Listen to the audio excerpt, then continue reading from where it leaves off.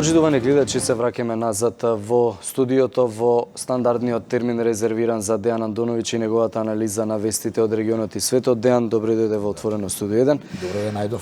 Почнуваме со темата актуелна во регионот, тоа се преговорите или условно Обидот да се вратат на преговори Белград и Приштина. Последните информации кои што доаѓаат од Србија, но и од Косово, велат дека Хашим Тачи, косовскиот претседател, од францускиот претседател Макрон ќе побара поддршка за присвојување на Прешево, Бујановац, Медвеđе кон територијата на Косово, без при тоа Косово да отстапи било какви територии кои што евентуално би се припоиле кон Србија. Медиумите го јавија тоа како информација. Хашим Тачи, претседателот на Косово, гостувал во некој интервју на една косовска телевизија, каде што изјавил дека предстојниот состанок во Париз на 1 јуни, кој е продолжување на оној состанок од пред 2 недели во Берлин, кога за прв пат после подолго време европските челници, односно Емануел Макрон и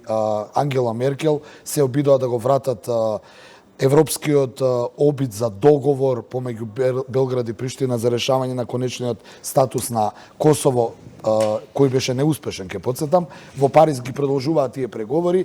Во предстојниот состанок кој треба во Берлин на 1 јуни да се одржи, косовскиот претседател Хашим Тачи изјави дека во Берлин не е договорено ништо, дека во Париз се очекува да паднат првите предлози и договори како да се продолжи понатаму, но тоа ја повтори на некој начин, ексклузивно ја откри косовската позиција, а тоа е дека тоа е против размена на територии, иако претходно нели беше заговорник за тоа, дека е против размена на територии за решавање на косовското прашање, туку е за известна демаркација на границата со Србија, но во таа демаркација според неговата изјава и како што го пренесуваат медиумите, тој не е подготвен да даде дел од косовската територија, туку да ја побара Прешевската долина, значи Прешево, Медвеđе и Бујановац, кои се наоѓаат на српска територија, да се приспојат кон косовската држава. Он тоа го аргументира со фактот дека Прешево, Медвеđе и Бујановац, односно Прешевската долина во минатото била косовска, односно албанска, и дека изминатите години, како резултат на лошата историја, војните и приликите кои биле во тогашна Европа, Прва светска војна, пред Прва светска војна, била на некој начин анектирана од страна на Србија. Се разбира, оваа изјава е доста проблематична и само е потврдува на оценка дека договорот помеѓу Белград и Приштина во посредство на Брисел или бриселскиот договор очигледно е мртов, а медиумите веќе го оценија оваа изјава на Хашим Тачи како уште еден прст во окото, брцнат во окото на Србија. Од друга страна, Србија засега нема реакции на оваа изјава. Она што се случува во Белград во моментов е дека претседателот Александар Вучич, кој ќе потсетам заедно со Хашим Тачи беше заговорник за тезата размена на територии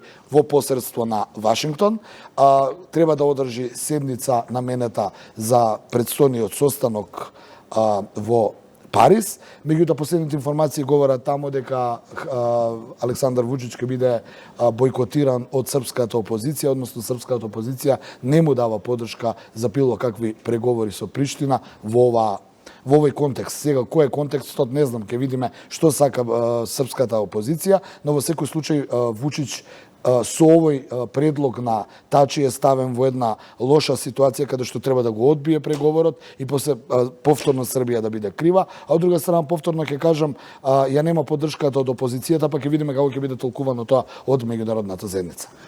Друга тема е, јас би рекол дека кога лидерот на либералите во Европскиот парламент Ги Верховштад ќе се обрати во Европскиот парламент, тоа станува своевидна манифестација. Зошто? Затоа што неговите говори во Европскиот парламент многу често имаат илјадници прегледи и се споделуваат низ социјалните мрежи. Ги Верховштад вчера излезе со една порака до десничарите, и тоа во Италија, до министерот за внатрешни работи Матео Салвини, до лидерката на десничарите во Франција Марин Ле Пен, до Виктор Орбан, нели првиот човек на Унгарија секако, и до Најджел Фараш, човекот кој што го беше еден од брекзиташот. И сега кога Верховштад им вели излезете еден на еден на дебата, да ги покажеме вашите ѓаволски планови како со Владимир Путин сакате да ја уништите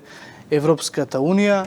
Се уште нема контрареакција, еко помина еден ден. Појавата на ултрадесницата се чини дека беше најголема малигно ткиво или клетка за актуелната десница на Европската народна партија, но ова прозивање на лидерот на либералите, кој е сосема на другата страна во однос на политиката, значи поблизок е до втората сила во Европскиот парламент, социјалдемократите, па потоа се либералите се трети, се чини дека дополнително сака да зададе удар на ултрадесницата. Зошто тоа ќе видиме на овие избори за Европскиот парламент. Оно што е интересно и што е на некој начин бомбастично е дека тој ги обвини овие петорица и шесторица ултрадесничари, ќе ги подсетиме Штрахе во Австрија, Салвини во Италија, Лепен во Франција, Фараж во Британија и се разбира Орбан во Унгарија, дека работат по налог и по диктат на рускиот претседател Владимир Путин, односно на Москва, со цел да ја подријат силата на Европската Унија. Но јас морам сега да влезам во дебата со тебе и да потпрашам како тој гледа на политиката на Макрон, кој како актуелен претседател на Европската Унија исто така гледа поинаку од актуелната политика која Европската Унија ја води во моментов, па оттаму и денешните апели ми се чини во европската јавност и некои европски лидери кои повикуваат Ангела Меркел да се кандидира за местото претседател на Европската комисија која треба да стапи на сила во октомври. Сето тоа покажува дека Европа многу разединета кога членот на третата третата партија по сила во Европскиот парламент повикува на еден дебата со некој кој му е политички опонент, не е ништо друго освен дека Европскиот парламент е некако, барем сегашните политичари, некако не гледаат иднина како понатаму заеднички да делува Европската Унија, затоа го споменав Макрон, кој ја гледа Европа потесна, со поголеми критериуми за влез во неа, за разлика од сегашната европска политика која е политика на ширење. Повторно ќе кажам, тој ги обвини овие 5 лидери дека работат за Москва, но заборава на некој начин дека овие 5 лидери пред 2 недели беа кај Доналд Трамп на консултации околу идната европска политика пред се во однос на мигранти. Добро, отворено е и критичар на Доналд Трамп. Ги Верховштад, иако доаѓа од трета, како што велиш, партија во Европскиот парламент, е еден од најистакнатите пратеници во Европскиот парламент. Е најистакнат и како поединец, да, ние не зборуваме сега за поединецот, зборуваме за политичката групација на либералите. Факт е дека е доста гласен, факт е дека е добар реторичар, дека во оној повик еден на еден веројатно ќе доминира, не знам со Најджел Фараж како би излегле, но Најджел Фараж во моментов е непријатна ситуација околу Брекзитот, па веројатно ради тоа нема ни да излезе на овие избори. Тој ги обвини овие 5 мина ултрадесничари дека планира да ја направат Европа некаква поинаква, односно да ја приближат кон сецесионистичката и антимигрантска политика која води Доналд Трамп. Повторно ќе кажам, по оваа логика испаѓа дека Владимир Путин и Доналд Трамп се од иста страна. Ден да го отвориме прашањето за опасноста од нуклеарен конфликт според Рената Дуан, директорка на Институтот на Обединетите нации за истражување на разоружувањето.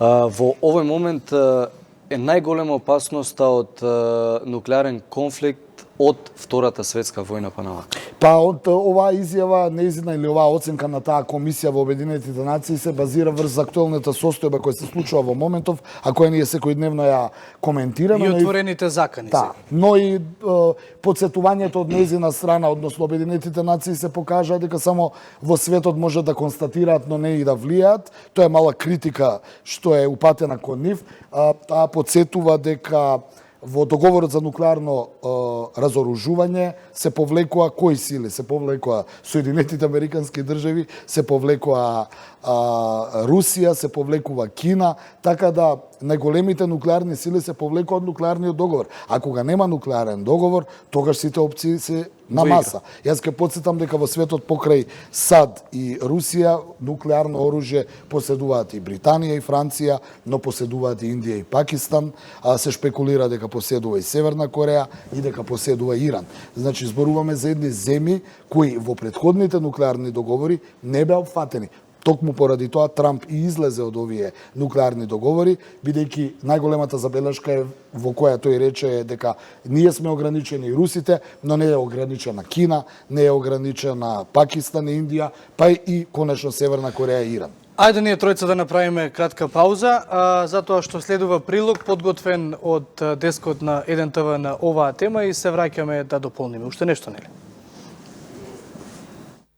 Ризикот од употреба на нуклеарно оружје е на највисоко ниво од Втората светска војна, изјави висок експерт за безбедност на Обединетите нации, нарекувајќи го итно прашање што светот треба да го свати посериозно. Рената Дван, која е директор на Институтот за истражување за разоружување на Обединетите нации, рече дека сите држави со нуклеарно оружје имаат програми за нуклеарна модернизација и контролниот пейсаж се менува, делумно поради стратешката конкуренција меѓу Кина и САД. Традиционалната контрола на оружје исто така се уништува со појава на нови видови на војна, со зголемена распространетост на вооружени групи и сили од приватниот сектор и нови технологии. Со разговорите за разоружување, 122 земји потпишаа договор за забрана на нуклеарното оружје, делумно од фрустрација и делумно од признавањето на ризиците, велат од Светската организација. Обединетите нации се будат, но очигледно со задоцнување тие предупредуваат дека светот мора поактивно да почне да се занимава со опасноста од евентуална нуклеарна војна и нуклеарно вооружување. Потаму еве ќе очекуваме као граѓани на планетата дека ќе успеат да издействуваат со својот авторитет големите конечно да го потпишат тој договор за неширење на нуклеарното оружје. Да, и тој договор ќе го анализираме. И се надеваме дека ќе го почитуваат истите. Така.